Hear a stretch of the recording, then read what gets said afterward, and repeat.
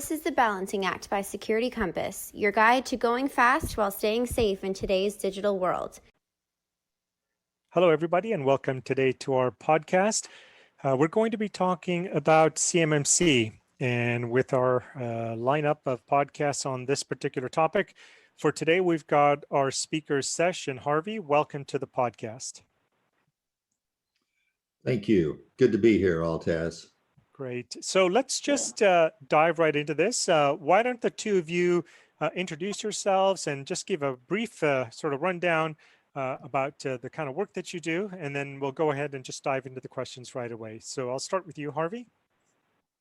Thank you. Yes, I've been involved with the SACA and other associations for a long time, and up until 5 years ago had been primarily focusing on cybersecurity and compliance in new regulations, and now I've been focusing on privacy, and am really interested in getting involved in the CMMC. Thank you, Altaz. Thanks, Harvey. And Sesh? Yeah, thank you, Altaz. I have 20 years of experience in governance, risk, and compliance space, helping especially companies to transform and mature their cybersecurity, risk, and compliance programs. And that's where actually like CMMC caught my attention. And I think there's an opportunity here for the companies to mature their cybersecurity capabilities as well as improve their cybersecurity posture. Wonderful. That's what I'm excited about. Fantastic. So why don't we just dive right into this then? So, Sesh, you'd open this up and you were talking a little bit about CMMC. Let me ask you the question, what was the driving force behind CMMC? I'll say it's more of having good cyber hygiene. So if we have to go back and look into it, this all started, I'll say, like 2 to 3 years back with in 2018, where the Department of Defense first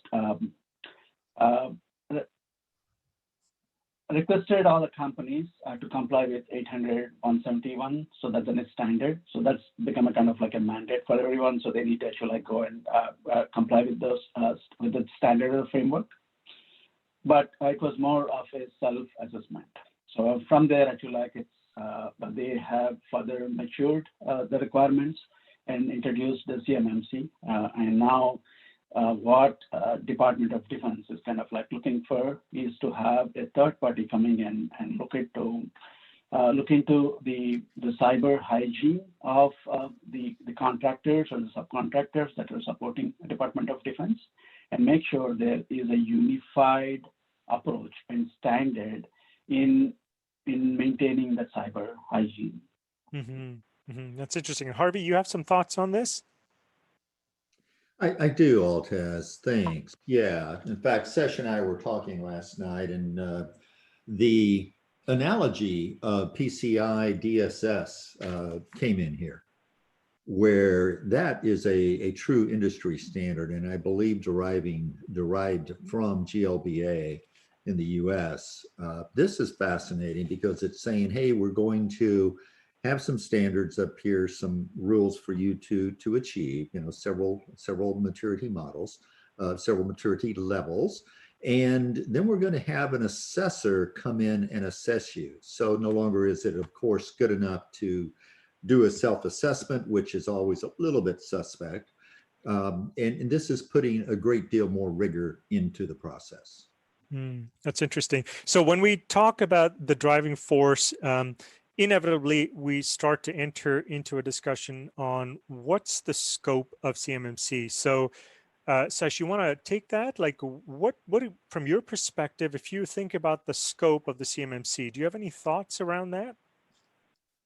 Yeah, the CMMC scope is more around protecting the control unclassified information. So that's where actually like the CMMC focus. If I have to kind of like do a correlation that with what we have in the commercial sector, it's very much similar to like protecting personal information, or payment card information, or the personal health information, right? It's very much in the same context. But Department of Defense is focusing focusing on how the organizations that are actually are collecting, processing, storing the CUI information, what controls they have around it to make sure that that is safe and secure, right? So that's where actually the scope of the CMMC is. Mm-hmm. And Harvey, your thoughts? Yeah, no, I agree with Sesh on that. And it's almost as though, maybe not entirely, but it's almost as though they're getting into wanting a secure supply chain. Wanting somebody to have assessed you per a standard, and then also with, I guess, respect to what we're seeing in this pandemic, just to make sure that the supply chain is as secure as can be, and you've got reporting arrangements when issues come up, et cetera.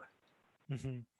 And so the goal is to go in and try and create this sort of ecosystem where we've got security built in, and we're certainly seeing that as part of the movement that's happening in the industry as well, which is how do we take a look at the supply chain itself and make sure that we've got suppliers that are able to go in there and produce products and deliver services in accordance with the particular standard paradigm or standard approach. And I think to what you were mentioning earlier, to both of you, it really is a sort of a controlled approach where we've got best practices built in, but we've also got a certification element to this, and then this sort of a third party coming in and validating and verifying that we are in fact doing this.